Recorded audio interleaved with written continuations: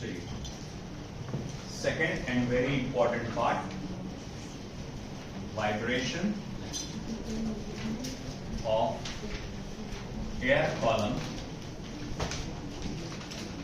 And resonance tube experiment. ये हम लोग देखने जा रहे हैं, vibration of air column and resonance tube experiment. Okay, जब हम वाइब्रेशन ऑफ एयर कॉलम के बारे में पढ़ते हैं तो हमें इसमें दो केसेस पढ़ना पड़ता है। केस वन, सबसे पहले जो मैं पढ़ने जा रहा हूं इसमें सिर्फ और सिर्फ वाइब्रेशन ऑफ एयर कॉलम के बारे में, vibration of air column.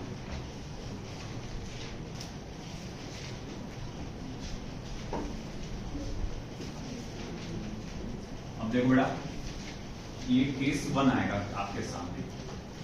Case one में क्या है बेटा, आप जो वाइब्रेशन स्टडी करते हैं, it is in a pipe which is close at one and. बोले कैसा? ये देखिए, ये मेरे पास एक पाइप है, इस पाइप का जो लेंथ है इट इज से capital L. Remember, this length capital L is the length of the pipe. Okay, और मैं क्या करता हूं, सबसे पहले इसके सर के ऊपर, ओपनिंग के ऊपर एक ट्यूनिंग फॉर्क वाइब्रेट करता हूं। मैं थोड़ा आगे पीछे ट्यूनिंग फॉर्क को ले जाता हूं या पाइप को, और मैं इंतजार करता हूं कि कब मुझे वहां से एक साउंड आएगा, हमिंग नॉइज, ऐसा करके हल्का सा वाइब्रेशन में जो साउंड आता है ना, हल्का सा, जैसे कि अगर आप जब ये ऐसा करते तो सीटी ऐसी आवाज आती कभी कभार, है ना, वो सीटी की आवाज बारीक रहती, क्योंकि आप बहुत जोर से स्पीड से पूछते हैं, मगर ये शुरुआत में जो आवाज आएगी, थोड़ा आप आगे पीछे करोगे तो एक हमिंग नॉइज जैसे आएगी करके तो वाइब्रेशन। तो जब तक ये साउंड नहीं आता मैं रुक जाता हूं, आगे आ गया साउंड आ गया। अब अगर साउंड आ रहा है तो इसका मतलब ये हुआ कि यहां पर जो भी चीज वाइब्रेट कर रही है बहुत ज्यादा एम्पलीट्यूड से वाइब्रेट करेगी, और बहुत ज्यादा एम्पलीट्यूड से वाइब्रेट करने का मतलब बहुत ज्यादा एनर्जी, और इसी वजह से मुझे आवाज आया। फिर मैं आपसे पूछूंगा, किस कंडीशन में ऑसिलेट करने वाला ऑब्जेक्ट बहुत ज्यादा एम्पलीट्यूड से वाइब्रेट करता है? तो आप ये कहेंगे, वाइब्रेट करने वाली फ्रीक्वेंसी जब ड्रिवन फ्रीक्वेंसी के बराबर हो जाए, जिसे आप रेजोनेंस कहते हैं। याद आया, रेजोनेंस वेव मोशन चैप्टर में पढ़े थे। अगर किसी चीज को छोड़ दो और वो अपनी नेचुरल फ्रीक्वेंसी से वाइब्रेट कर रही है, बाहर से एक और फोर्स लग रहा है उसको, उससे वाइब्रेट करा रहा है, ऑसिलेट करा रहा है, तो अगर दोनों का फ्रीक्वेंसी मैच हो जाए तो वो मैक्सिमम एम्पलीट्यूड से वाइब्रेट या ऑसिलेट करेगा। एक बास्केटबॉल का एग्जांपल लिया था, एक बास्केटबॉल को यूं छोड़ा, वो टप्पा खाएगा, टप टप टप टप, है ना। मान लो कि 1 सेकंड में वो 2 बार टप्पा खाता है, बाद में आप हाथ अपना ड्रिवन फोर्स नहीं है ना, आप भी 1 सेकंड में 2 बार ऐसा ऊपर नीचे करेंगे बराबर। जितने 1 सेकंड में अगर ये नीचे जा रहा है तब मेरा हाथ नीचे जाना चाहिए, जब ये ऊपर आ रहा है तब मेरा हाथ ऊपर आना चाहिए। तो इस तरह से आप कर रहे हैं तो आप नोटिस क्या करते हैं कि इसका एम्पलीट्यूड बढ़ता चला जाएगा। थोड़ा सा भी आप आगे पीछे करते हैं, ये 1 सेकंड में 2 बार होता है, मैंने 1 सेकंड में 3 बार हाथ ऊपर नीचे किया तो ये नीचे बैठ जाएगा। 1 सेकंड मैंने एक ही बार हाथ ऊपर नीचे किया तब भी वो एम्पलीट्यूड डिक्रीज हो जाता है। तो इसी कंसेप्ट को हम लोग क्या कहते हैं, रेजोनेंस, कि जो चीज वाइब्रेट कर रही है उसकी फ्रीक्वेंसी और जो चीज वाइब्रेट करा रही है उसकी फ्रीक्वेंसी अगर सेम हो जाए तो अब वाइब्रेट करने वाला चीज बड़े एम्पलीट्यूड से वाइब्रेट करेगा। अब जब मुझे यहां से साउंड आया तो इसका मतलब क्या हुआ कि जो हवा, एयर कॉलम अंदर वाइब्रेट कर रहा है और जो ट्यूनिंग फॉर्क जो उसे वाइब्रेट करा रहा है, तो दोनों की फ्रीक्वेंसी क्या हो गई, सेम हो गई। समझ आ रहा ना, एयर कॉलम की फ्रीक्वेंसी और ट्यूनिंग फॉर्क की फ्रीक्वेंसी क्या हो गई बेटा, सेम हो गई। इसीलिए वो लाउड एम्पलीट्यूड या हाई एम्पलीट्यूड से वाइब्रेट हो रहा है और उसकी आवाज मुझे साउंड सुनाई दे रही है। चलो ठीक है, ये मुझे आ गया आवाज, है ना। अब मैं कहूंगा कि अब यहां पर कम से कम क्या पॉसिबिलिटी हुई होगी, कम से कम क्या छोटी सी छोटी वेव कितनी तैयार हुई होगी। तो मैं कहूंगा, देखो सबसे कम पॉसिबिलिटी ये हुआ होगा, देखो ये वाला जो ग्लास का सरफेस है ये एक फिक्स सरफेस है, एक रिजिड सरफेस है, एक ठोस सरफेस है, ये वाइब्रेट नहीं करेगा जितना ये एयर कॉलम के पार्टिकल्स वाइब्रेट करेंगे। तुमको नहीं लगता तुम यहाँ से हवा को वाइब्रेट करा रहे, अंदर जो एयर के मॉलिक्यूल्स हैं उनको वाइब्रेट करा रहे, है ना? जब ये ऊपर का ट्विनिंग फॉर्क ऐसा यूं ऊपर नीचे हिल रहा होगा तो अंदर के एयर कॉलम के जो पार्टिकल्स है वो भी ऊपर नीचे हिल रहे होंगे, डोंट यू थिंक, है ना? अब ये जितना ऊपर नीचे उछल रहे होंगे, तुमको लगता है ये जो पार्टिकल है, ग्लास का पार्टिकल है, नीचे का जो सरफेस है ग्लास ट्यूब का, क्या वो भी उतनी तेजी से ऊपर नीचे उछल रहा होगा क्या? अरे नहीं ना, ये तो ठोस मजबूत चीज है ना, ये कांच का एक मजबूत बना हुआ है ना, कभी कभार स्टील का बना हुआ रहता है, तो भैया इतना मजबूत चीज है वो कहां से वाइब्रेट करेगा, तो इतना मामूली वाइब्रेट करेगा कि इनके मुकाबले तो उनके ऑसिलेशन कैसा है, नेग्लिजिबल। बात समझ में आई ना आपको? तो मैं ये कह सकता हूं, देखो भैया इनका ऑसिलेशन इनके मुकाबले कैसा रहेगा, नेग्लिजिबल रहेगा। अब आगे क्या, ठीक है, मैं बात ये कर रहा था कि जैसे pipe closed at one and है, सबसे कम पॉसिबिलिटी क्या हो सकती है, तो सबसे कम पॉसिबिलिटी ये हो सकती है कि यहां पर बना होगा नोड और यहां बना होगा anti node. Just a moment, है ना? सबसे कम पॉसिबिलिटी, ये ग्राफ है, ये ट्रांसवर्स वेव नहीं है, ये ग्राफ है, याद रखना। कई लोग उसको ट्रांसवर्स वेव समझ लेते हैं, ये ग्राफ है उसका।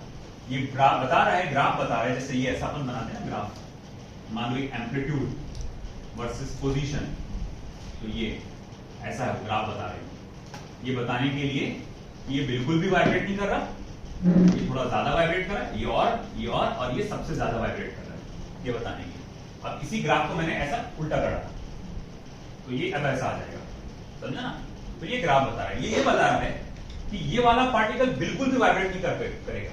ये ट्यूनिंग फॉर्क को जितना हिलना हिले, जितना नीचे की हवा को हिलाना हिलाए, मगर ये वाला पार्टिकल बिल्कुल भी वाइब्रेट नहीं करेगा।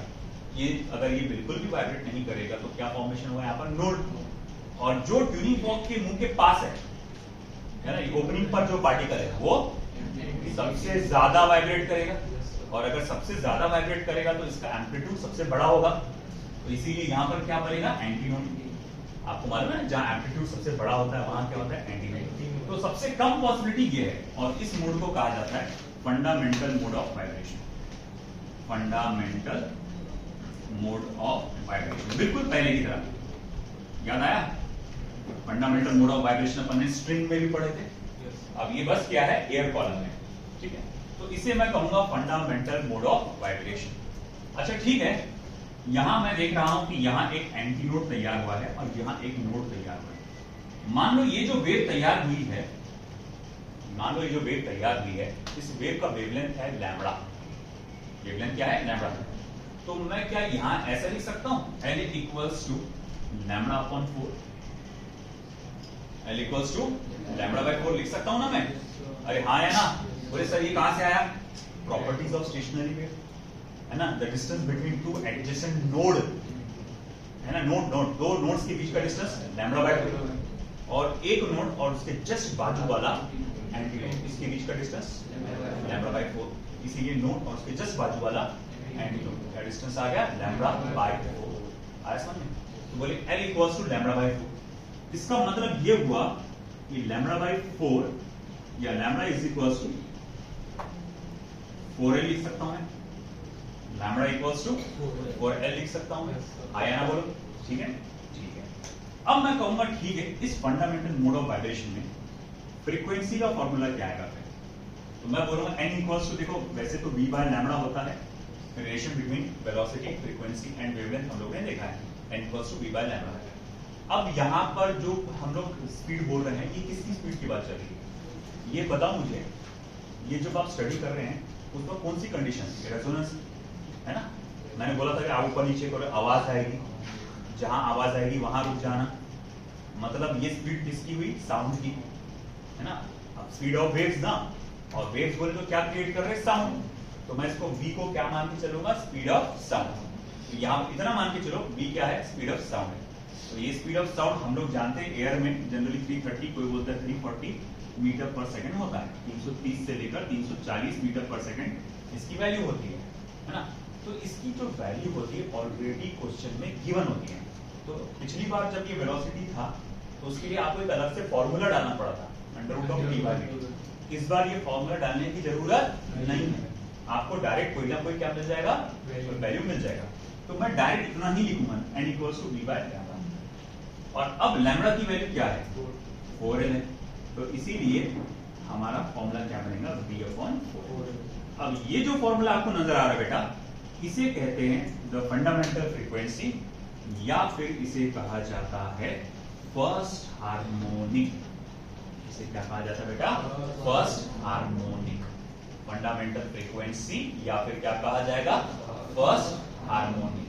देख लो गौर से, फिर से देखो क्या सिचुएशन है।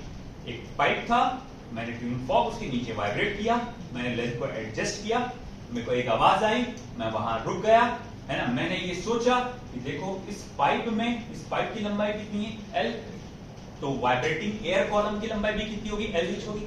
अंदर जो एयर कॉलम वाइब्रेट कर रहा है वो भी कितनी होगी LH होगी।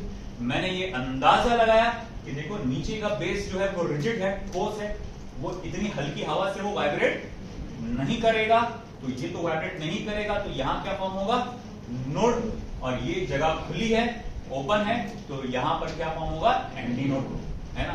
अब यहां फॉर्म हुआ एंटी नोड, तो मैं यहां लिख सकता हूं, अच्छा अगर यहां नोड है, यहां एंटी नोड है, तो L इक्वल्स टू फिर क्या आएगा λ/4। तो लैम्बडा इक्वल्स टू फिर मैं क्या लिख सकता हूं 4L। मैंने बोला ठीक है, यहां जो साउंड आया था, क्रिएट हुआ था, यहां जो एयर कॉलम वाइब्रेट कर रहा है उसकी फ्रीक्वेंसी कितनी होगी फिर, तो बोले N equals to V/λ। V की वैल्यू हमको डायरेक्ट मिलेगी, इसको कोई फॉर्मूला डालने की जरूरत नहीं है। लैम्बडा की वैल्यू क्या है 4L है, हाँ डाल दिया, तो V/4L ये क्या है फंडामेंटल फ्रीक्वेंसी है, या फिर क्या कहा जाएगा फर्स्ट हार्मोनिक है। आई बात समझ में। अब इसी तरह से हम लोग जाएंगे सेकंड मोड ऑफ वाइब्रेशन पे। Second mode of vibration, second mode of vibration. अब सेकंड मोड ऑफ वाइब्रेशन क्या होगा बेटा, देखो सेकंड मोड ऑफ वाइब्रेशन में थोड़ा सा हम लोग ज्यादा इमेजिन करके चलेंगे।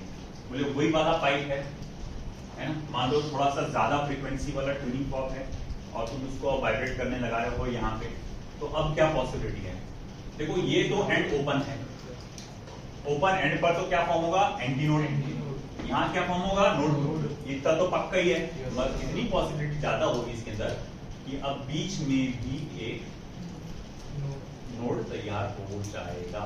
देखो यहाँ पर एंटी नोड तैयार हो गया है ना, और बीच में यहाँ एक नोड तैयार हो गया। मैं पहले बोलूं यहाँ नोड हुआ, फिर एंटी नोड हुआ, फिर नोड हुआ, फिर एंटी नोड तैयार हो गया, है ना। तो ये पूरा लेंथ ऑफ एयर कॉलम जो कि L है, आप देख सकते हैं नोड एंड नोड है ना।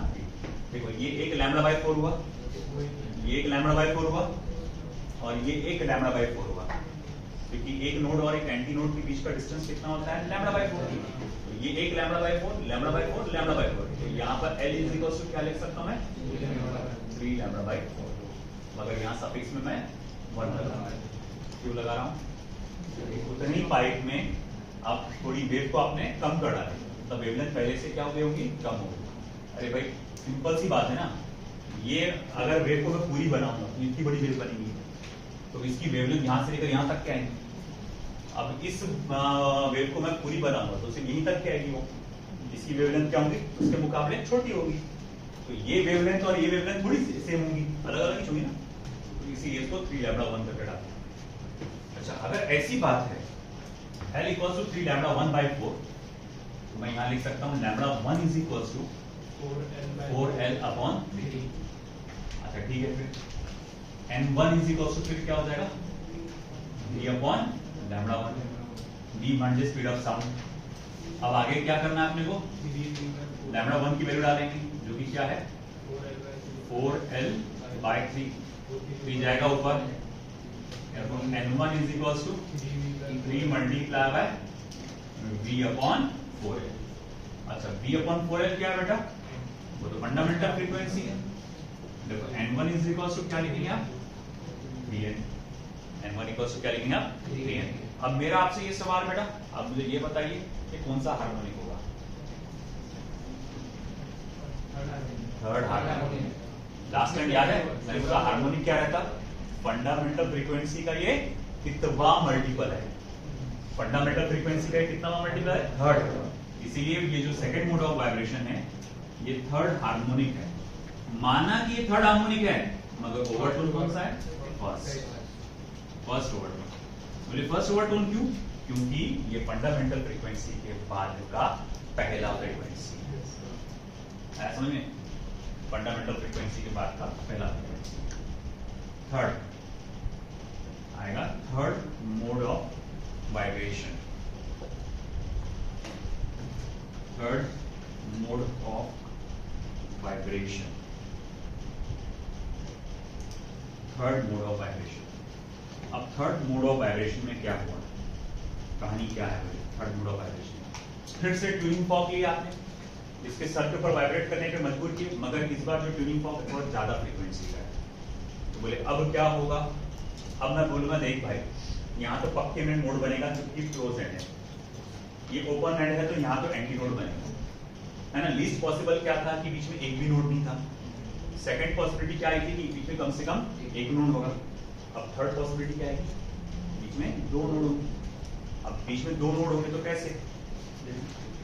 मान लो एक नोड यहां पर, एक नोड यहां पर, तो भाई इस तरह से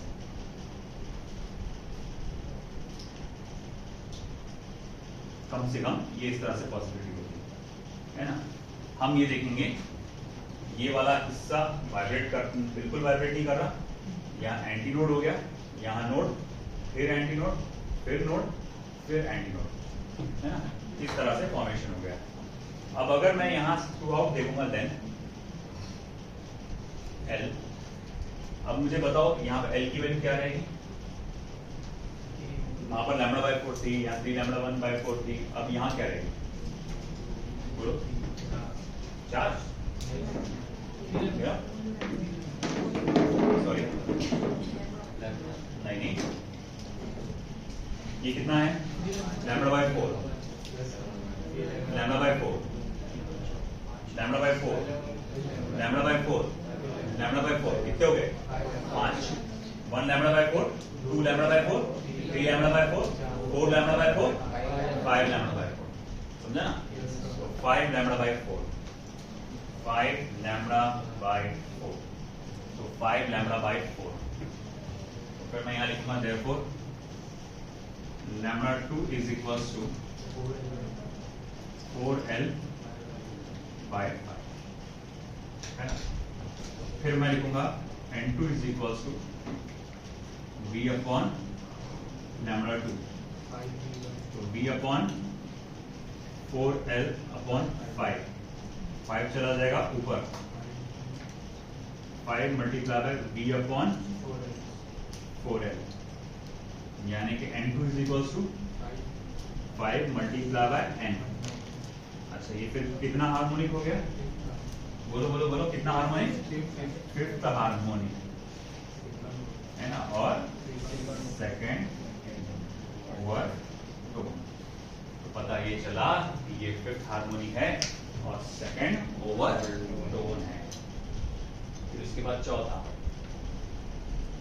जो कि डायरेक्ट रहेगा, pth mode of vibration, random pth mode of vibration, pth mode of vibration. चलो देखते हैं कोई बना पाता है क्या उसका। यहाँ से शुरुआत होती है एक ट्रेंड की, जो कि एनसीईआरटी 12 में भी फॉलो होता है।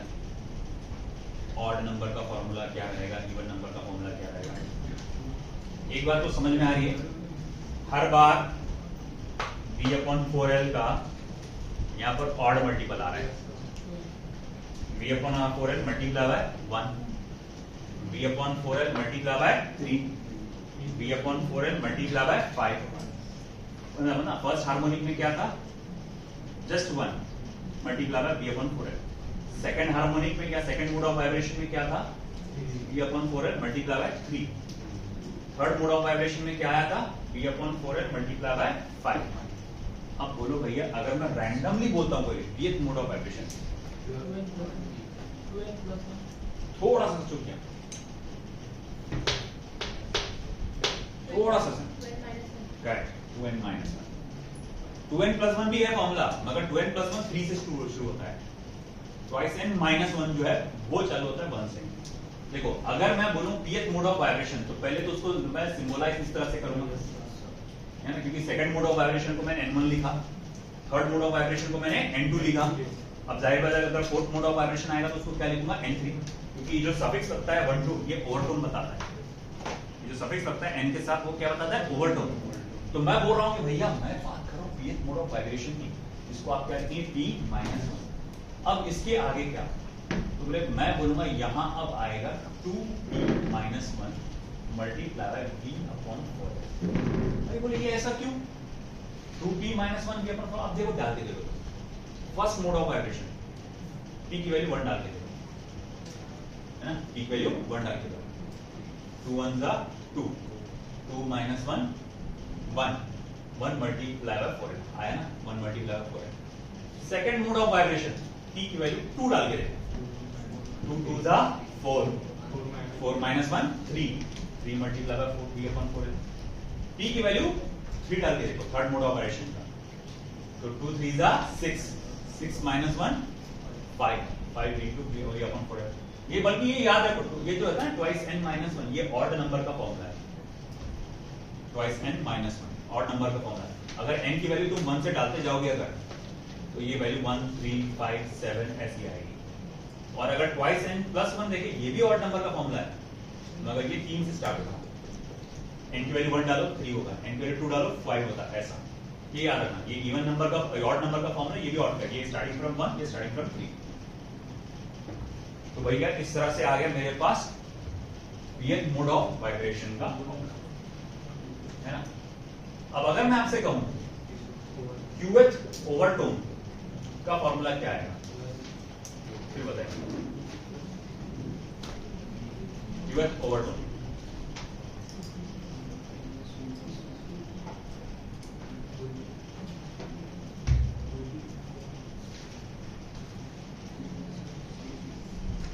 qth ओवरटोन हिंट अभी दिया मैंने आपको थोड़ी देर पहले, यस फातिमा राइट, 2q + 1 है ना, nq। देखो ओवरटोन तो यहां से शुरू हो रहा ना, और उसका शुरू कहां से हो रहा, 3 से 3 5 7। और अभी थोड़ी देर पहले तुमको मैंने क्या बताया कि अगर ऑड नंबर 3 से चालू हो रहा तो +1 वाला है फॉर्मूला। तो अब qth ओवरटोन आ गया अगर, तो nq = twice of q + 1 multiply by v/4, है ना। जैसे कि मैं बोलूंगा ठीक है भाई थर्ड ओवरटोन का, सॉरी सेकंड ओवरटोन का फॉर्मूला क्या रहेगा, तो सेकंड ओवरटोन के लिए q की जगह 2 डाल दूंगा मैं, डाल दिया, q की जगह 2 डालो, 2 2 4 4 + 1 5 5 मल्टीप्लाई बाय v/4 आया नहीं आया सेकंड ओवरटोन में, है कि नहीं। तो ये याद रखना qth ओवरटोन में और pth मोड ऑफ वाइब्रेशन, है ना। चलो देख लो, ये बहुत इंपॉर्टेंट है, ये स्ट्रिंग वाला, ये वाला, और अभी जो थोड़ी देर में बताने वाला ये वाला बहुत important. Vibration of air column, case 1 for a pipe closed at one and, यहां ऐसा डाल देना, case 1 for a pipe closed eight one and.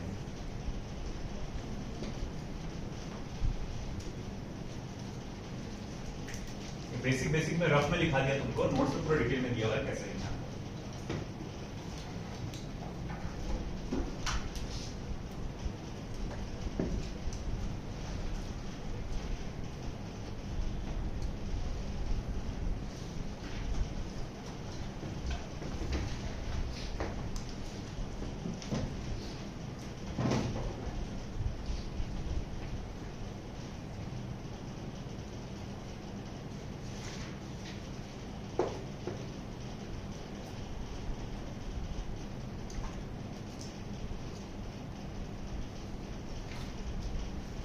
Left side का हो गया।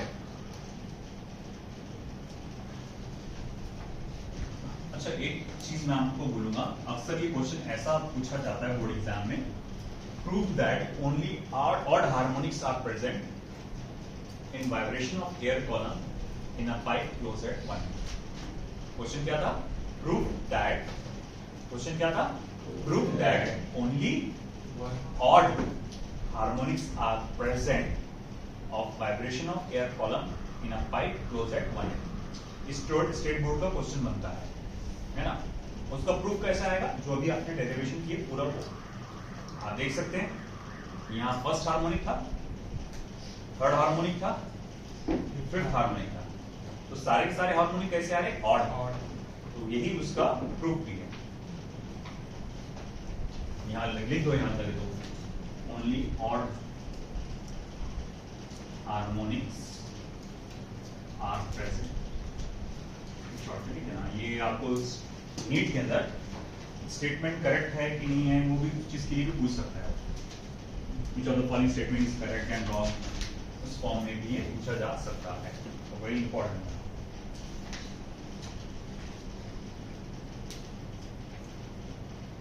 Case second, vibration of air column in a pipe open at both ends. सबसे पहला fundamental mode of vibration, fundamental mode of vibration.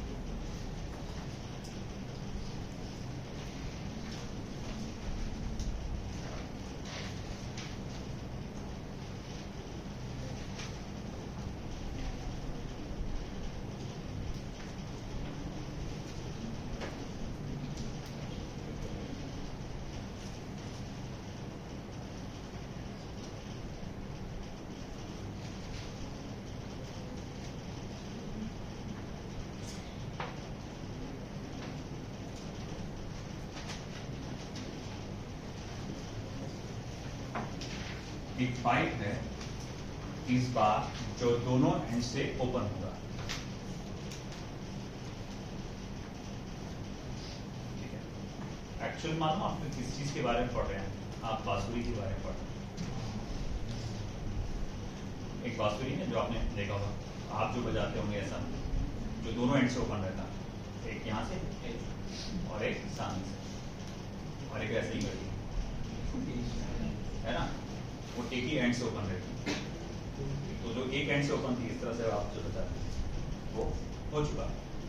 अब इसके बारे में है ना, जब वो फिंगर्स आप ऊपर नीचे करते हो वो वाइब्रेशन ऑफ एयर कॉलम का लेंथ डिसाइड करता है, और फिर उसके हिसाब से अलग अलग साउंड नोट निकलता है। कहीं से कम मोटी आवाज निकलती है, कहीं से कम है कि क्यों? क्योंकि वाइब्रेशन ऑफ एयर कॉलम के लेंथ से क्या बदलती है? वेवलेंथ, फ्रीक्वेंसी, वो सब बदलता है। चलिए आप बताइए मुझे अब क्या होगा। ये एयर कॉलम दोनों, सॉरी ये जो पाइप है दोनों एंड से ओपन है। अब नीचे यहाँ पर की पाइप अगर मैं यहाँ पर वाइब्रेट करूंगा तो क्या होगा? देखो पहले तो वेव जाएगी नीचे। पिछली बार मतलब ऐसा था, बेस था स्ट्रॉन्ग, वहां पर एयर गई, स्ट्रॉन्ग बेस से टकरा के वापस आई, तो ऊपर से आने वाली हवा जो वाइब्रेट होकर आ रही नीचे, और नीचे से आके टकरा के स्टेशनरी वेव तैयार हो गए थे। फिर वो एक जगह पे नोड और एक जगह एंटी नोड इस तरह से तैयार हुआ। अब यहाँ क्या होगा? है ना, देखो ये दोनों एंड ओपन है। एक अच्छा सवाल किसी ने मुझसे कहा था कि यहाँ तो कुछ टकरा के आने के लिए है नहीं, तो वेव तो पहले समझ में आया कि जैसे ही आपने ये किया तो ये नीचे जाएगा, किस चीज से टकरा के वापस आएगा? क्योंकि स्टेशनरी वेव के लिए क्या जरूरी है? वेव का टकरा के वापस आना, मिक्स होना। यहाँ तो कुछ है नहीं, तो ये कहाँ से, किस चीज से टकरा के आएगा? आप आजू बाजू की जो बाहर की एटमॉस्फेरिक प्रेशर होता है ना एयर, उससे। क्या होता है कि जब आप यहाँ से वाइब्रेट करते हैं तो यहाँ के पार्टिकल्स की स्पीड बढ़ जाती है। बर्नौलिस प्रिंसिपल लगाओ, बर्नौलिस प्रिंसिपल है ना। बर्नौलिस प्रिंसिपल आपको याद होगा, जहाँ पर स्पीड ज्यादा होती है वहां पर प्रेशर कम होता है। याद आया ना आपने? याद एक बाल यहाँ क्लास में जमाएगा तो पहले से पूरा सेट करके आता है, वैक्स वैक्स लगा के, है ना। सुन्नत को फॉलो करना समझ में आता, बट मेरे को डिस्टर्बेंस होता था। आधी क्लास में तो बालों को संवारते रहता है यूं यूं यूं यूं करके, मेरे को डिस्टर्बेंस होता है। चला नहीं मेरे बाल बड़े नहीं थे तो भैया कर ले, टोप पहन ले अच्छे से, है ना। अब क्या हुआ, ये एयर कॉलम के अंदर से वाइब्रेट कर रहा। अब यहाँ के पार्टिकल्स तेजी से वाइब्रेट होने के वजह से क्या होता है कि यहाँ पर प्रेशर लो होता है। अब भाई ये जो ट्यूनिंग फॉर्क सिर्फ यहीं की पार्टिकल्स को वाइब्रेट करा रहा ना, ये आजू बाजू की पार्टिकल को वाइब्रेट करा रहा क्या? नहीं ना, तो मतलब ये वाइब्रेट नहीं हो रहे, इसीलिए इनकी स्पीड कैसी है, स्लो है, और इसी वजह से यहाँ का प्रेशर कैसा है, ज्यादा है। तो यहाँ हाई प्रेशर होने की वजह से ये इससे टकरा के वापस आते है ना। वो क्या ढकेल के भेजे आगे करेगा, उल्टा ये लोग अंदर घुसने की कोशिश कर रहे हैं। तो जब ये ऐसा टकरा के वापस आता है तो वहां स्टेशनरी वेव तैयार हो जाता है। अब चलो स्टेशनरी वेव तैयार तो हुआ, मगर में सबसे कम पॉसिबिलिटी क्या है स्टेशनरी वेव तैयार होने की। तो देखो ये भी एंड ओपन है, ये भी एंड ओपन है, तो नोड का फॉर्मेशन तो नहीं होगा। यहाँ क्या फॉर्मेशन होगा, एंटी नोड, और यहाँ पे भी एंटी नोड। सबसे कम पॉसिबिलिटी क्या है, बोले बीच में एक नोड आ रहा, ये सबसे कम पॉसिबिलिटी है, बीच में एक नोड आ रहा। तो करीब मैं बोलूंगा ठीक है, फिर ये इस तरह से आएगा, ये कम से कम पॉसिबिलिटी होगी। अब मैं बोलूंगा ठीक है भाई, इस जो लेंथ ऑफ पाइप है वही लेंथ ऑफ एयर कॉलम मान के चलते हैं हम लोग। तो इस बार लेंथ ऑफ एयर कॉलम क्या रहेगा, L equals to how much. मैं बोलूंगा देखो ये एक एंटी नोड, यहाँ नोड है, और ये एक anti node. L equals to क्या लिख सकता हूं मैं, लैम्डा बाय टू। बोलिए ये कहां से आया, पता लगा आपको, अरे ये एक एंटी नोड, उसके फौरन बाद वाला दूसरा एंटी नोड है नहीं, और distance between two anti node is lambda by to, तो ये लैम्डा बाय टू आ गया। अब अगर L equals to lambda by two है तो लैम्डा इज इक्वल्स टू क्या लिखेंगे, ट्वाइस है। फिर मैं बोलूंगा फंडामेंटल फ्रीक्वेंसी का फॉर्मूला क्या आएगा, V by lambda, that is N is equals to क्या आ जाएगा, V अपॉन, ये हमारे पास फंडामेंटल फ्रीक्वेंसी का फॉर्मूला आ गया, जिसे आप क्या करेंगे बेटा, क्या नाम देना चाहेंगे, फर्स्ट हार्मोनिक। क्या नाम देंगे बेटा आप उसको, फर्स्ट हार्मोनिक। आया समझ में। चलिए फिर आगे, ये हो चुका है नाम तो।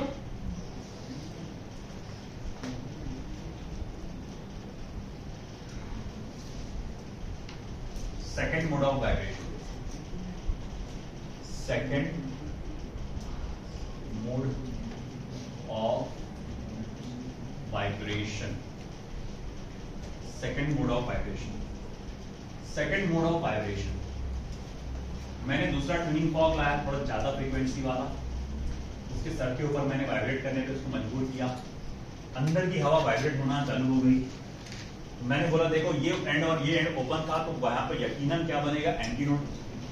इस बार फिर से ये एंड और ये एंड ओपन हो था, तो यहाँ क्या बनेगा, एंटी नोड। और यहाँ पर पिछली बार लीस्ट पॉसिबिलिटी क्या थी, एक नोड बनाएगा। अब आगे क्या पॉसिबिलिटी हो सकती है, यहाँ पर दो नोड्स का फॉर्मेशन होगा, और अगर ऐसा है तो ये ग्राफ कुछ ऐसा बनेगा। तो भाई गुलाम आगे बाहर, तो इस तरह से फॉर्मेशन होगा। अब देख सकते हैं आप यहाँ पर एक एंटी नोड, यहाँ node, anti node, node, anti node, और ये रहा आपका length of air column, L equals to, पता लगाइए क्या होगा लेंथ ऑफ एयर कॉलम,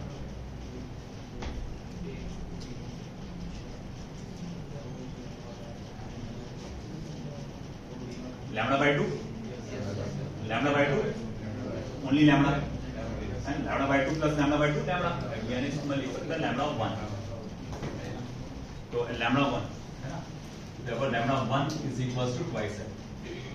तो मैं लिखूंगा n इक्वल्स टू फिर क्या हो जाएगा, या n1 इक्वल्स टू क्या हो जाएगा, v बाय लैम्डा 1, यानी मैं यहाँ लिख सकता हूँ therefore, या फिर n लैम्डा इक्वल टू, हाँ वो डायरेक्ट लिख दिया मैंने आगे का, आगे का थॉट चल रहा है। तो v अपॉन l है कि नहीं, तो ये लैम्डा 1 की जगह l आ गया।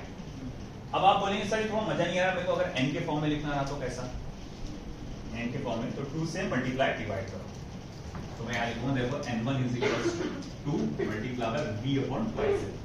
ये इसलिए लिखा ताकि v अपॉन ट्वाइस l अलग से हाईलाइट हो सके, क्योंकि वो फंडामेंटल फ्रीक्वेंसी होता है। तो फिर मैं बोलूंगा n1 इज इक्वल्स टू फिर क्या हो जाएगा, ट्वाइस ऑफ n। अब बताओ फिर इसका नाम क्या पड़ेगा, सेकेंड हार्मोनिक। तो भैया ये नाम पड़ेगा इसका सेकेंड हार्मोनिक, सेकेंड हार्मोनिक और first over, second harmonic first over.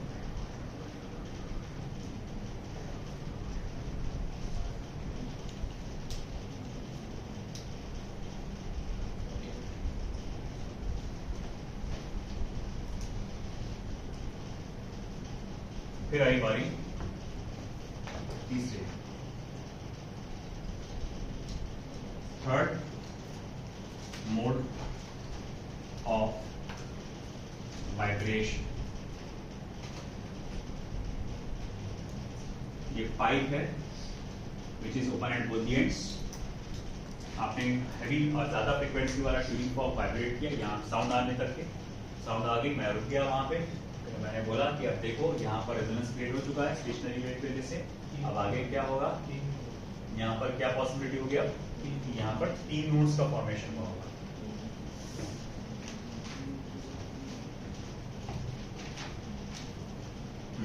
तीन नोड्स का फॉर्मेशन हुआ होगा, 1 2 3।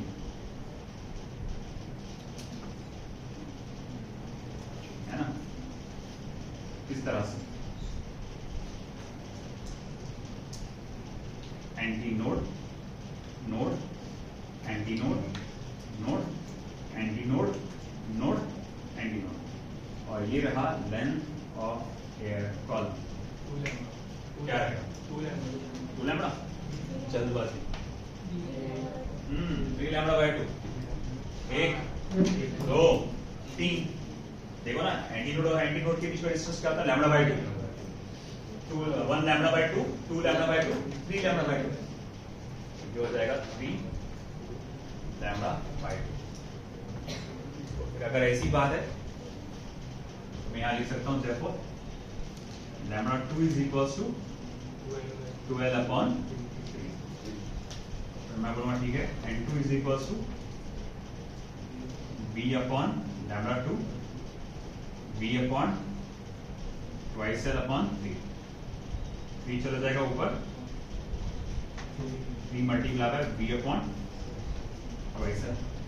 अब b अपॉन ट्वाइस एल क्या रहेगा, फंडामेंटल फ्रीक्वेंसी, तो इसीलिए n2 is equals to 3।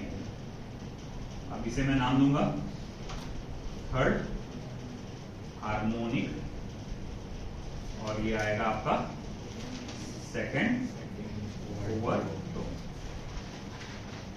Third harmonic and second over tone. And the last pth mode of vibration, इसका फॉर्मूला क्या है बताओ, जल्दबाजी नहीं, आराम से। pth मोड ऑफ वाइब्रेशन तो np-1 है ना, क्योंकि सेकंड मोड ऑफ वाइब्रेशन को n1, third mode of vibration को n2, तो np-1 pth mode of vibration क्या रहेगा, p into p upon twice L. Simple है, p इंटू, क्योंकि वही है ना, सेकंड मोड ऑफ वाइब्रेशन में ट्वाइस एन था, थर्ड मोड ऑफ वाइब्रेशन में थाइस एन था। सिंपल है वो एकदम, इस तरह से हो जाएगा। क्यों ओवरटोन के लिए है ना, first overtone twice n, second overtone twice n, ये हो जाएगा q+1। ये बिल्कुल वो स्ट्रिंग वाले के जैसा है, स्ट्रिंग में भी ऐसी फॉर्मूला है। अब यहां पर तूने नोटिस किया होगा कि तुम्हारा ऑड हार्मोनिक भी है, इवन हार्मोनिक भी है, तो मैं यहां लिखूंगा odd as well as even harmonic are present, or as well as even harmonics are present.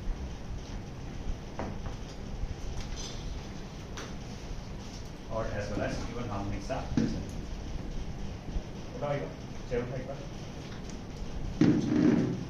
Or as well as even harmonics are present. Sorry, go.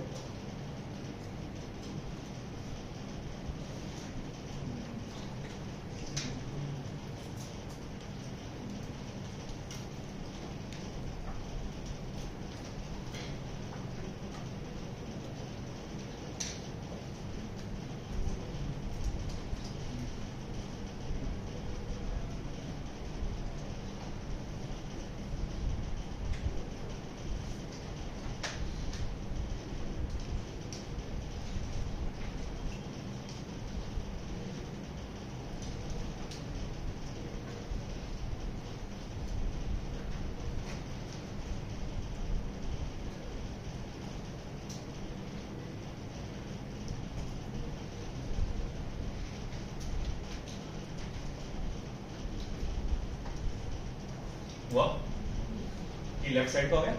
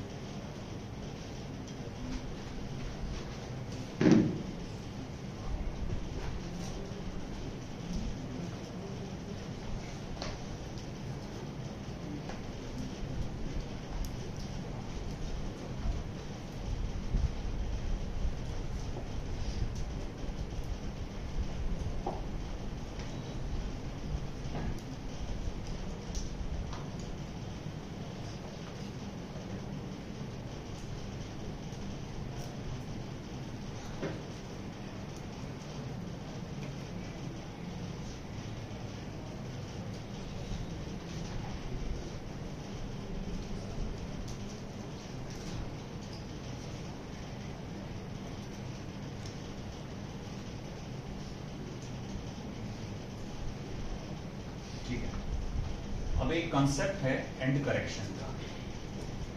शुरू में आपको याद होगा मैं जब बोल रहा था कि हम लोग ट्यूनिंग फॉर्क को ओपन एंड पे वाइब्रेट करते हैं और ऊपर नीचे सेट करते हैं जब तक कि मुझे आवाज नहीं आती और वहां आके रुक जाता हूं। ये एक्सपेरिमेंट करते वक्त शुरू में एक गलती हो गई। गलती ये हो गई थी कि अगर ये पाइप है, ट्यूनिंग फॉर्क कुछ इस हद तक के ऊपर है, तो साइंटिस्ट लोगों का यह मानना था जितनी पाइप की लेंथ होगी उतना ही वाइब्रेटिंग एयर कॉलम का लेंथ होगा। मतलब एंटीनोड जो फॉर्म होगा एग्जैक्ट इसके ओपन एंड पर ही फॉर्म होगा। उनका यह मानना था देखो ये जगह तो पूरी खुली है ना, तो यहाँ तो एयर कॉलम बनेगा नहीं क्योंकि यहाँ बाहर के पार्टिकल बाहर की एनर्जीज को इफेक्ट कर सकती है ना। ट्यूनिंग फॉर्क सिर्फ और सिर्फ अंदर के एयर कॉलम पे इफेक्ट करेगा। उनका अंदाजा ये था कि इस कॉलम पर ट्यूनिंग फॉर्क की वजह से सिर्फ यहां से लेकर यहां तक का जो पाइप के अंदर की जो हवा है या पार्टिकल्स है, गैस पार्टिकल्स है, वो वाइब्रेट करेंगे। तो अगर मैं बोलूं लेंथ ऑफ एयर कॉलम क्या होगा, length of vibrating air column क्या होगा, तो हम पाइप की लंबाई गिनते थे। मान लो पाइप की लंबाई 10 सेंटीमीटर है तो हम लोग कहते थे वाइब्रेटिंग एयर कॉलम की लंबाई भी 10 सेंटीमीटर ही होगी, क्योंकि हवा वाइब्रेट होते हुए तो नजर आती है। यहाँ देखो ये वाइब्रेट कर लो, पेपर टी लो, उसको होता क्या नहीं, अंदाजा मारना पड़ता। मगर बाद में और भी कई एक्सपेरिमेंट करने के बाद ये पता लगा कि हमारा ये अंदाजा थोड़ा सा गलत था, है ना। हम जो सोच रहे थे एंटीनोड जो है एग्जैक्ट यहाँ फॉर्म होता होगा, वो गलत था। एंटीनोड हल्का सा ऊपर फॉर्म होता है, पाइप से बाहर निकल के थोड़ा सा ऊपर फॉर्म होता है। जैसे कि इधर कहोगे ना,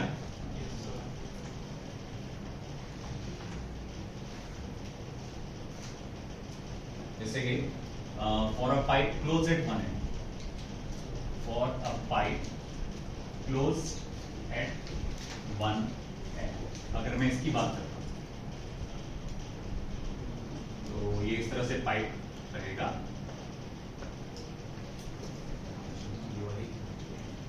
तो नोड का फॉर्मेशन ऑफकोर्स यही होगा, नो डाउट, मगर एंटी नोड जो है वो इधर फॉर्म होगा। फंडामेंटल फ्रीक्वेंसी के लिए मैं स्टडी कर रहा हूँ तो मैंने देखा एंटी नोड का फॉर्मेशन यहाँ हो रहा है, देखा है ना, एंटी नोड का फॉर्मेशन। तो मैं बोलूंगा देखो भैया यहां से लेकर यहां तक तो क्या हो गया, वो लेंथ ऑफ पाइप हो गया, है ना। और ये जो एक्स्ट्रा लेंथ आ रही है, ये जो एक्स्ट्रा लेंथ आ रही है, ये है आपका यहां से लेकर यहां तक के जो आपको लंबाई गिनेंगे, तो ये कहलाता है एंड करेक्शन।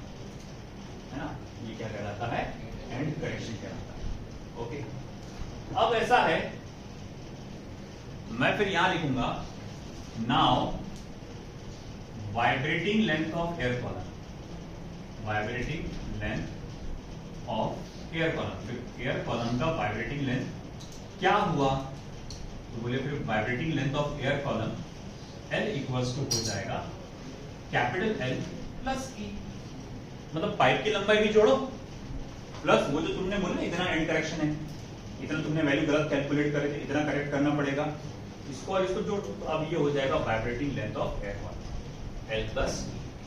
अब अगर ऐसा है तो फिर सारे फॉर्मूले चेंज हो जाएंगे, कि तुमने जो पहले कैलकुलेट किए वो तो एंड करेक्शन के बिना कैलकुलेट के सारे फॉर्मूले लिखे।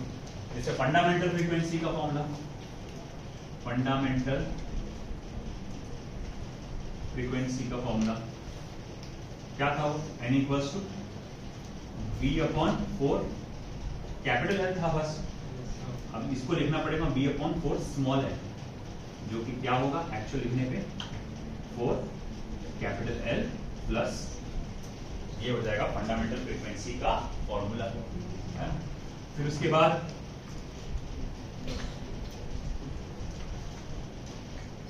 मैं कहूंगा pth मोड ऑफ वाइब्रेशन का formula, pth mode of vibration का फॉर्मूला भी बदल जाएगा, n p minus 1 2t minus 1 v upon 4।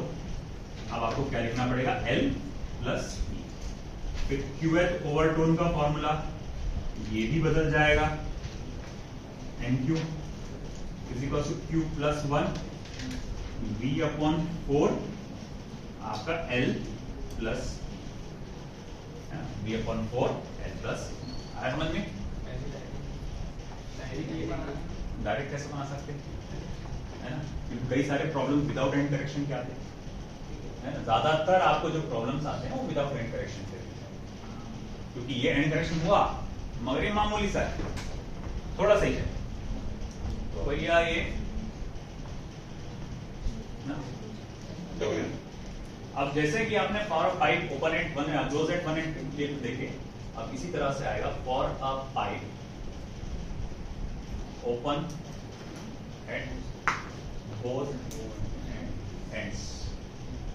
अब देखो, अब ये पाइप की अगर मैं बात करूं जो दोनों सिरों से खुला है ना, पिछली बार तो मैंने ये पकड़ के चल गया था कहां, क्लोज्ड एट वन एंड,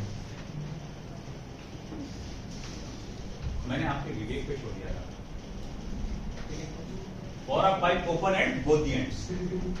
अब यहां पे हम लोग ने क्या देखा, ये पाइप दोनों सिरों से खुला है, एंटीनोड दोनों जगह फॉर्म होते हैं, मगर अभी अभी क्या पता चला, एंटीनोड एग्जैक्ट ओपनिंग पे होता है क्या, नहीं, थोड़ा सा बाहर। भैया फंडामेंटल मोड के लिए ये कुछ ऐसा है, फंडामेंटल मोड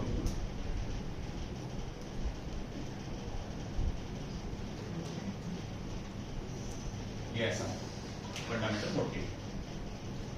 अब देखो यहां पे, फिर यहां से लेकर यहां तक ये तो हो गया कैपिटल N, मगर इस बार एंड करेक्शन देखो, दो जगह आएंगे, एक ऊपर के एंड पे भी रहेगा और नीचे के एंड पे भी रहेगा, है ना।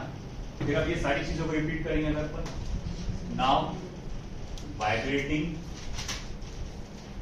लेंथ ऑफ एयर कॉलम, बताओ तो भाई vibrating length of air column अब क्या होगा,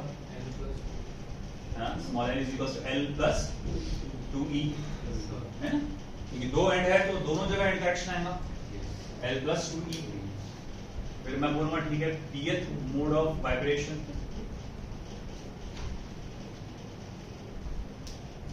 है ना, तो बोले भैया उसके लिए क्या रहेगा, n p minus 1 p into v upon 2 times of small l, जिसको आप क्या लिखेंगे p into v upon 2 l plus, हाँ सॉरी ये गलती हो गई, l plus 2e, L plus 2e, pth mode of vibration.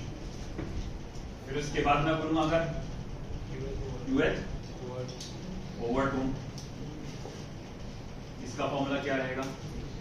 NQ is equal to Q plus one ना, V upon 2 L plus twice. ये आपका 12 वोल्ट का आया समझ में? इस तरह से हम लोग ने देखा ये एंड करेक्शन है। अब एंड करेक्शन चलो हमको डायरेक्ट दिया गया तो अच्छी बात है, एंड करेक्शन अगर डायरेक्ट दिया हुआ है तो अच्छी बात है, और अगर डायरेक्ट नहीं दिया तो कैसे कैलकुलेट करेंगे? तो हालांकि एंड करेक्शन का एक फॉर्मूला है E equals to 0.3 multiply by diameter. ये फॉर्मूले से आप क्या करते हैं, एंड करेक्शन कैलकुलेट कर सकते हैं। 0.3 मल्टीप्लाई बाय डायमीटर। ये डायरेक्ट आया, इसका डेरिवेशन आपके सिलेबस में नहीं है, हायर एजुकेशन में आता है। आपको डायरेक्टली देखना है E equals to 0.3 into T।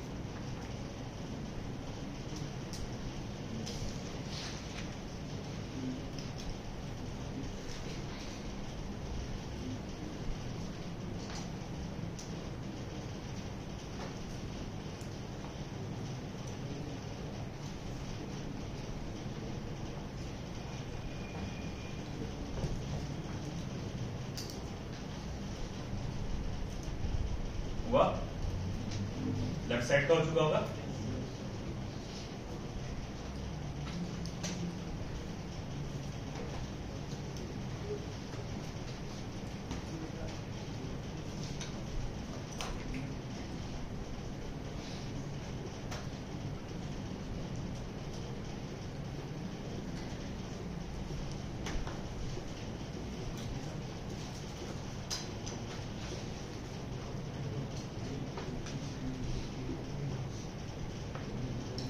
Resonance tube experiment state board में नहीं है ना, सिर्फ एक्स्ट्रा पॉइंट है, न्यूमेरिकल एमसीक्यूज के लिए इंपॉर्टेंट है, तो इसको सिर्फ उसके हिसाब से ध्यान देना।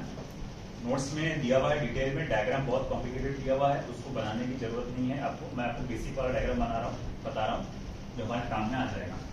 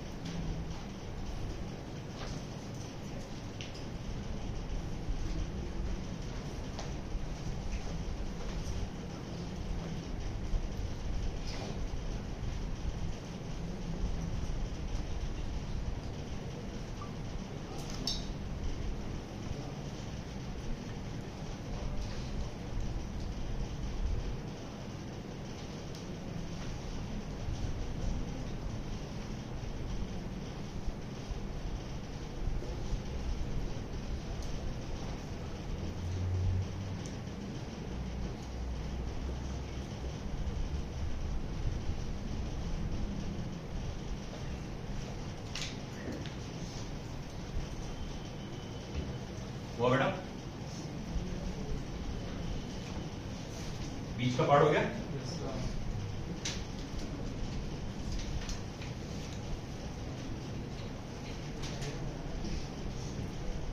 पिछली बार पाइप की लेंथ फिक्स थी, इसलिए लैम्डा चेंज हो रहा था।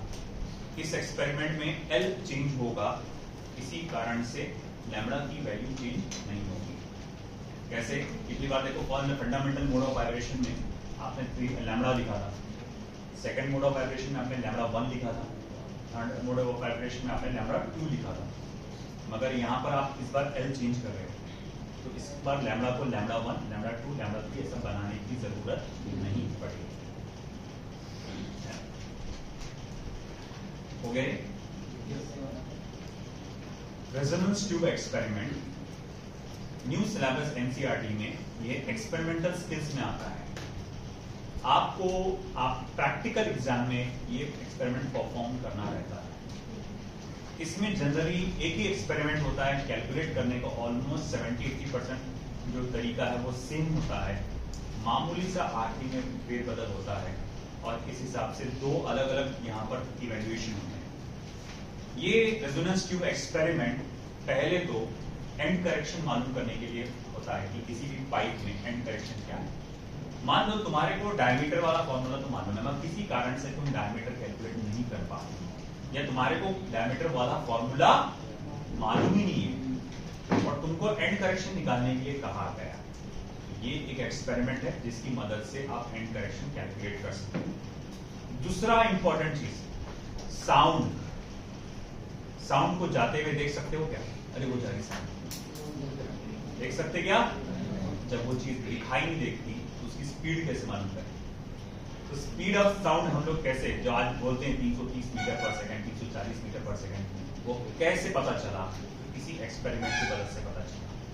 तो इस एक्सपेरिमेंट में दो चीज कैलकुलेट करना है, एक है एंड करेक्शन और दूसरा है स्पीड ऑफ साउंड। कैसे कैलकुलेट करेंगे? दोनों का मैं बोल रहा हूं आधा से आधा तरीका सेम। देखो क्या है, एक इस तरह से पहले तो आपके पास एक बीकर होगा जिसमें पानी भरा हुआ है लिक्विड। ये जो पाइप है काफी अंदर तक डूबा है, छोटा सा ओपनिंग है ऊपर बस। इस पाइप की लंबाई आप चेंज कर सकते हो कैसे? इस पाइप को ऊपर करके ऊपर नीचे करके चेंज कर सकते हो।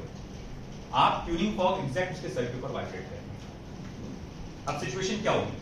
जब ट्यूनिंग फॉर्क को मैं एकदम पहले तो पाइप को बहुत नीचे रखूंगा, ट्यूनिंग फॉर्क को वाइब्रेट करूंगा और वाइब्रेशन हो रहा है ट्यूनिंग फॉर्क पर, धीरे धीरे क्या करूंगा मैं पाइप को ऊपर ला दूंगा। मैं ऊपर लाऊंगा तो अगेन वो वाइब्रेशन वाली साउंड कैसा सुनाई देगी? सुनाई दे, हाँ बोले आवाज आ रही बढ़ते रही बोले। अब यहाँ इस पोजीशन पे बोले सबसे ज्यादा जोर से बताए। थोड़ा उस पोजीशन के तुम आगे जाएंगे ना, तुमको पता चलेगा भैया ये आवाज फिर से कम हो रही है। बोले वापस जा, हाँ वापस चला गया है कि इस पोजीशन पे मुझे यहाँ पर साउंड सबसे ज्यादा सुनाई दे रहा है। इसका मतलब ये हुआ कि अंदर की हवा, एयर कॉलम ट्यूनिंग फॉर्क की फ्रीक्वेंसी के साथ मैच करके वाइब्रेट कर रही है, इसीलिए इसका एम्पलीट्यूड मैक्सिमम रहा और आपको बेहतरीन सा साउंड सुनाई देगा। ठीक है, तो पॉसिबिलिटी क्या हुआ होगा? क्योंकि मैंने कहा कि देखो सिचुएशन ये है कि यहां पर जो है एक हिस्सा बंद है, हालांकि ये पाइप तो open at both the ends है, मगर तुमने पानी में डुबा दिया ना तो एक हिस्सा वैसे ही बंद हो गया। तो मैं बोलूंगा ये मैं इमेजिन करूंगा for a pipe closed eight one and. तो सिचुएशन ये है कि आपने एकदम नीचे से शुरुआत की ना, तो जब पहली बार आवाज आई होगी आपको तो वहां पर फंडामेंटल मोड का फॉर्मेशन हुआ होगा। इसका फॉर्मेशन होगा बेटा फंडामेंटल मोड का, यानी कि फर्स्ट हार्मोनिक का फॉर्मेशन हुआ होगा। बात समझ में आ रही है बेटा आपको? तो फर्स्ट मोड ऑफ वाइब्रेशन यानी फर्स्ट हार्मोनिक का फॉर्मेशन हुआ होगा। फिर मैं बोलूंगा ओके यहां पर लेंथ ऑफ पाइप क्या है? तो ये आपका लेंथ ऑफ पाइप मान लो स्मॉल L1 है और ये जो एंड करेक्शन आता है, अब जैसा मैं जानता हूं कि आपको थोड़ा सा एंड करेक्शन को भी कैलकुलेट करना जरूरी है, तो बोलिए L1 प्लस ही करके आएगा। तो मैं बोलूंगा पहले केस में जैसे कि मैंने कहा, क्योंकि आपने एकदम नीचे रखे थे पाइप को और धीरे धीरे ऊपर कर रहे थे और पहली बार आपको आवाज आई, यानी पहली बार आवाज आई तो पहले ही नोट आया होगा, मतलब क्या पॉसिबिलिटी हुई होंगी? Fundamental of mode of vibration हुआ होगा, फर्स्ट हार्मोनिक हुआ होगा, यानी कि यहां पर नोड का फॉर्मेशन हुआ होगा, यहां पर एंटी नोड का फॉर्मेशन हुआ होगा। ठीक है, तो मैं बोलूंगा ठीक है, तो फर्स्ट सिनारियो में मैं बोलूंगा पहले सिनारियो में आपका length of air column L1 plus b किस चीज के बराबर है? तो बोलेंगे आप सर वो λ/4 के बराबर है ना। नोड और एंटी नोड के बीच का डिस्टेंस क्या होता है? λ/4। ठीक है, आपका लगातार वाइब्रेशन करना चालू है, ट्यूनिंग फॉर्क को वाइब्रेट करना चालू रखें। याद रखो आपको एक्सपेरिमेंट परफॉर्म करना ही है, ध्यान से सुनो। आपका लगातार ट्यूनिंग फॉर्क का वाइब्रेशन चलो, हल्का हल्का बढ़ाते जाएंगे, है ना।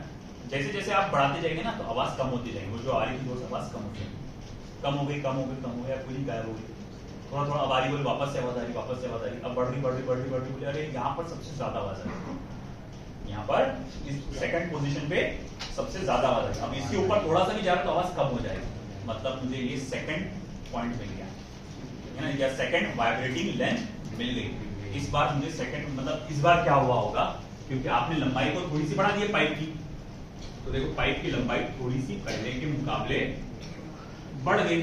नीचे तो क्या है, पानी है ना, ये पहली पॉसिबिलिटी। तो बोले दूसरी पॉसिबिलिटी क्या होती, बोले सेकंड हार्मोनिक जनरेट हुआ होगा यहाँ पर, है ना, ये फर्स्ट पॉसिबिलिटी थी, अब यहाँ पर सेकंड पॉसिबिलिटी आएगी।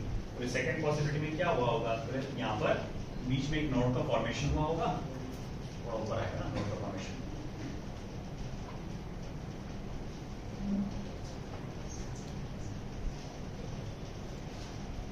ये इस तरह से फॉर्मेशन हुआ होगा। तो भैया अब ऐसा है, ये वाइब्रेटिंग लेंथ दूसरी वाली L2 और ये जैसे साफ तौर पे नजर आ रहा है कि ये नोड है, एंटी नोड है, नोड है, एंटी नोड है, node anti node, anti node. हाँ, तो मैं बोलूंगा ओके। सेकेंड कंडीशन में जो वाइब्रेटिंग लेंथ है थोड़ी बढ़ गई, और आपने देखा कि इस बार इस तरह से सेकंड मोड ऑफ वाइब्रेशन में या सेकंड हार्मोनिक में वाइब्रेट हो रहा है, तो मैं बोलूंगा इस बार लेंथ ऑफ एयर कॉलम क्या रहेगा, N2 प्लस E, और इसे मैं क्या लिखूंगा 3 λ/4, 3 λ/4। और 3 λ/4 कैसा, अरे ये λ/4 λ/4 λ/4, 3 λ/4 इस तरह से। इक्वेशन नंबर 1 मान लो इसे, और इसे मान लो इक्वेशन नंबर 2। ठीक है, अब ऐसा है, दोनों फॉर्मेशन के लिए स्पीड ऑफ साउंड डिटरमाइन करने के लिए और एंड करेक्शन डिटरमाइन करने के लिए, दोनों कैलकुलेट करने के लिए यहां तक का स्टेप सेम है, सिर्फ ये इक्वेशन के साथ आप क्या कर रहे हैं उस पर डिफरेंस आ जाता है। अगर मैं इक्वेशन नंबर 1 को या इक्वेशन नंबर 2 किसी 1 को 2 से डिवाइड कर रहा हूं, मान लो 1 को डिवाइड कर रहा हूं 2 से, तो वो हो जाएगा L1 plus E upon L2 plus U। Common क्या है यहां पर, λ/4, वो हो जाएगा कैंसिल, बचेगा क्या बेटा 1 अपॉन। अब इसके बाद क्या करना बेटा, क्रॉस मल्टीप्लाई करो, तो ये हो जाएगा 3L1 प्लस 3E, ये हो जाएगा L2 प्लस E। अब ये काम करो, E को इधर ला लो और 3L1 को उधर भेज दो, तो thrice E minus E, L2 minus 3L1, तो ये हो जाएगा twice E, L2 minus 3L1। Therefore, E is equals to, यहां लिख देता हूं, therefore E equals to L2 minus 3L1 upon 2। ये मेरे पास फॉर्मूला आ गया in order to calculate the end correction.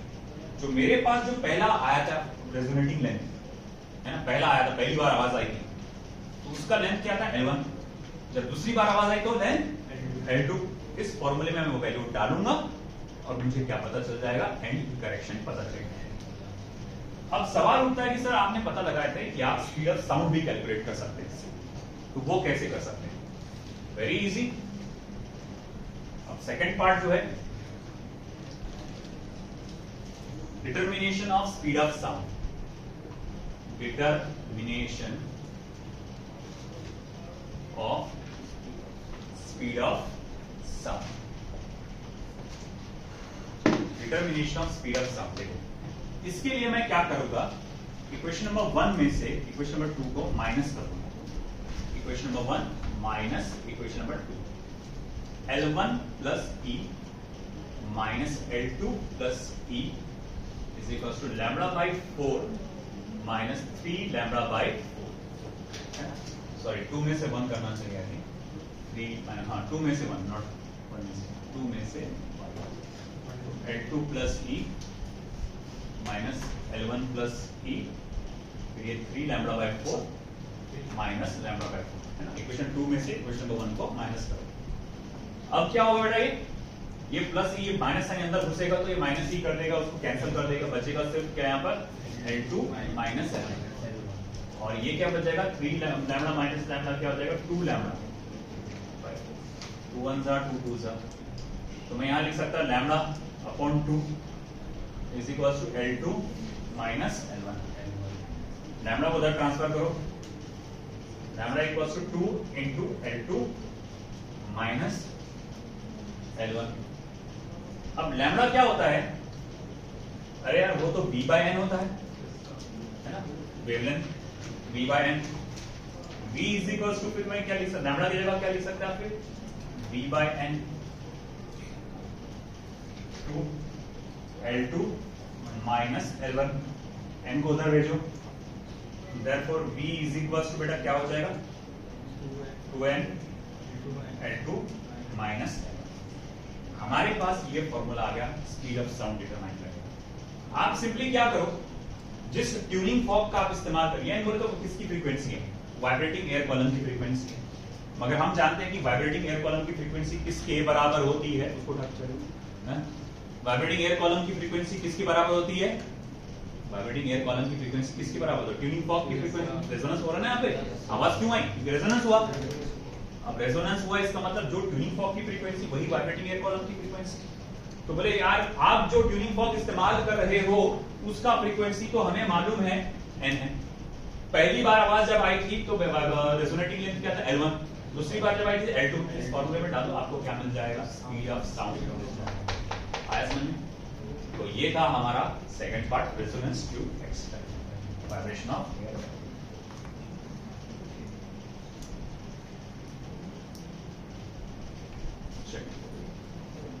आज के लिए इतना ही काफी। इसमें इसके न्यूमेरिकल्स हम कल देखेंगे।